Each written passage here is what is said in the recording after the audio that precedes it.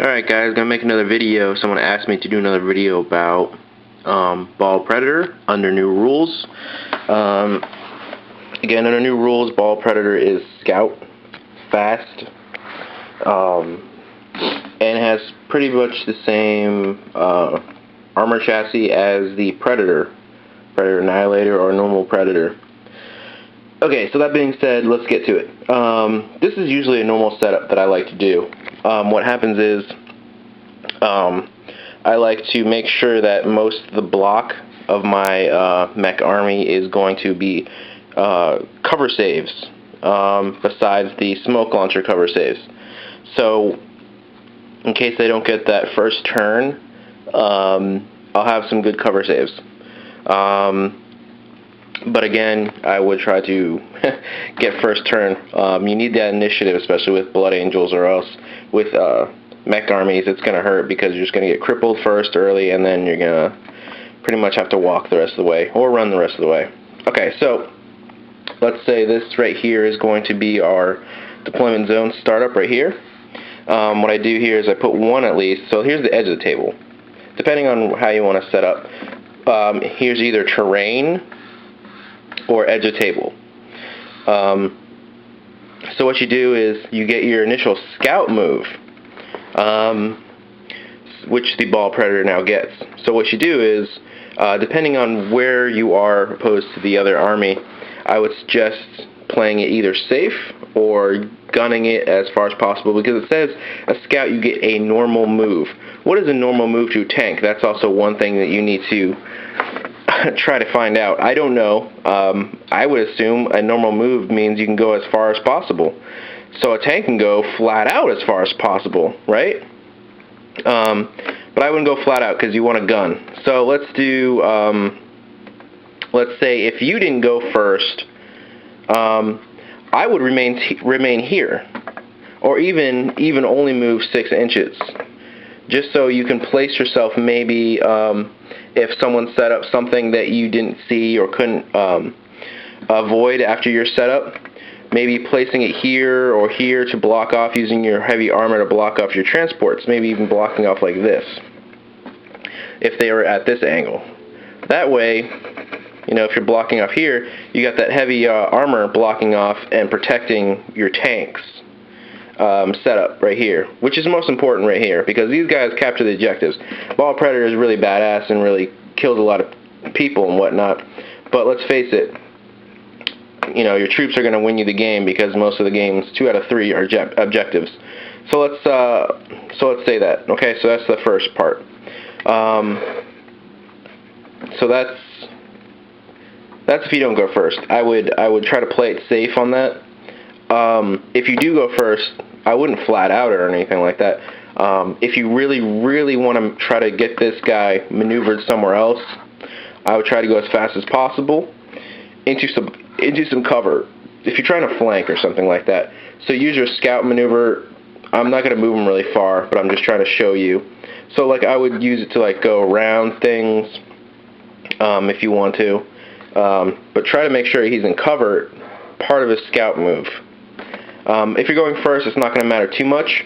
Try to look before you leap at double head, because you'll get to move again, because you'll get your scout move and then you'll get your regular move. So let's say that's the end of the table. So like if you're going all the way around, you're going to have a good jump and then like a good flank. But make sure that, again, the look before you leap kind of thing is, if you're going first, here's your scout. Make sure there's some terrain or something like that, or that your flanks aren't exposed, or you won't get like melt a bomb to the face or something like that. So make sure you kind of like look double head, kind of like in chess, where you kind of set things up. So set up your tank to be in a good position, because he's going to be moving fast, because he's got the fast, so he's getting good shots off, and then he's got the flank.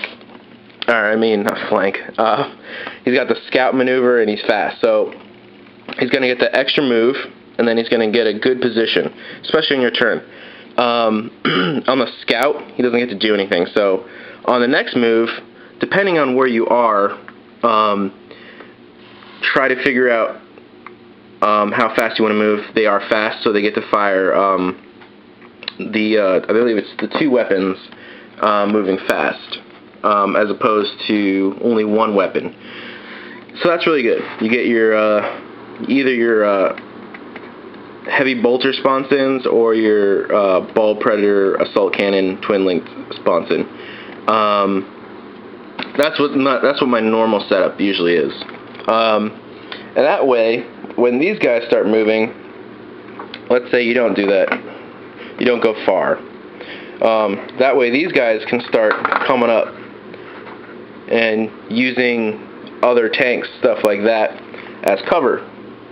So you want to start blocking off stuff like that, and then let's say the dreadnought's going to run. Let's say it's a regular dreadnought, and he's going to try to run and try to keep up. That way, you're kind of moving in unison, keeping cover saves. So if this pops, which is probably going to do, since it's the one out front covering these guys, then you kind of want to maneuver around, give yourself some space for things to get through. Even these guys have to pop out if it wrecks or it explodes. You got to get out and run around. That being said, here's this kind of basic maneuver like this. If that's the case, then this sponson right here will be the one shooting on its turn, and this one's going to be shooting. So it's going to be here and here, because this one's going to be blocked off by that, giving this one cover save because it's 50% of the model is going to be covered. So using your cover saves with other vehicles and ruins and terrain is always good. So in that case, you want to kind of start moving. If this get popped, let's say this get popped. Alright, so that's wrecked or something. Now what you can do is start moving this guy up. Because remember, this guy is beefy, okay? And then you can start moving stuff around. This becomes a choke point, unfortunately. So what you can do, these are pretty fast themselves, is move the dreadnought first. Let's say he's going to move here, and you pop out, let's say that since that's wrecked, you pop out your troops behind him for cover, and let's say this guy's going to go like here.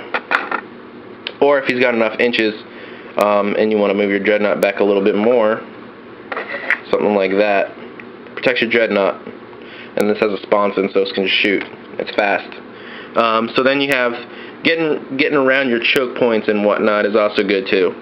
And that way your Baal Predator is going to be main focus, because again, you want your troops to get into that position, into battle, onto those objective markers. Your Baal Predator is going to be doing its job. Don't be timid with it. It's going to pop. I'm going to put up a video where my Predator goes up, scout maneuver, shoots off around, and then blows up. You're going to have, hopefully, more than one. My list only has one for the 1,000 point.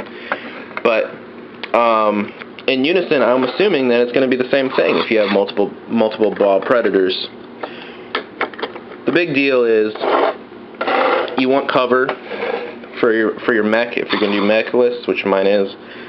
You want cover. You want to make sure that you set up your things to cover like certain troops. So that's going to take the brunt. That's going to be more of a percentage chance of being alive, and that one's going to be more percentage chance of being alive more than this one, because this one's in the back. You're not going to be shooting over it. There's no reason to. It doesn't make sense. It's far back. It's not first on the list, etc., etc.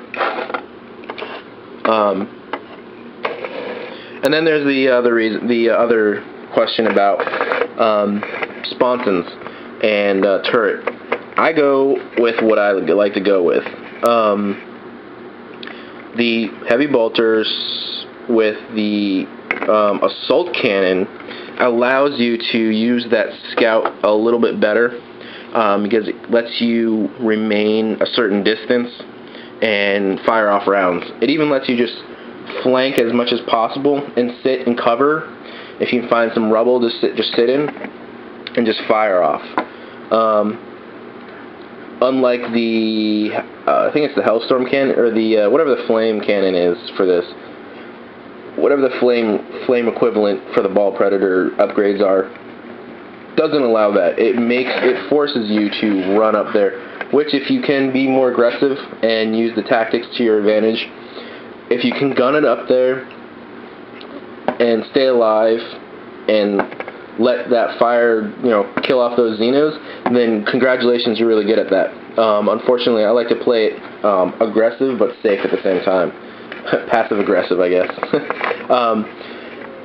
By giving myself some distance and firing off. It's got good armor, but unfortunately, you're going up against something that has anti-tank, which every list at least has 1 or 2 or 3 anti-tank weapons you're going to face.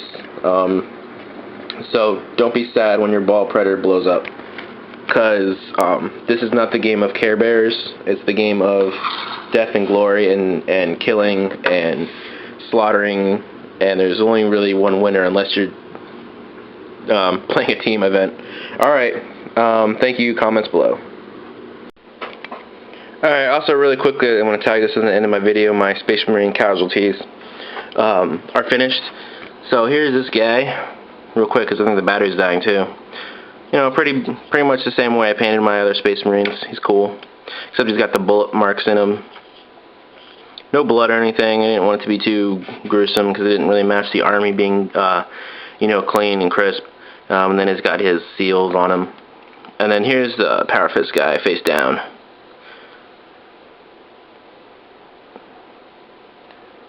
Pretty cool. I like the markers. Yeah, I did paint underneath in his faces and whatnot. Here's my favorite because he's just dead. He's not like he could be crawling or he's shooting Last Stand. This guy's just dead for a long time. Here's the orc skeleton, bullets, skull. It's got the little claw mark into him, holding his heavy bolter, and just some basic stuff. And I love these guys because they make like the battle a lot more fun because your objectives are like actual Space Marines and stuff. Alright, that's it.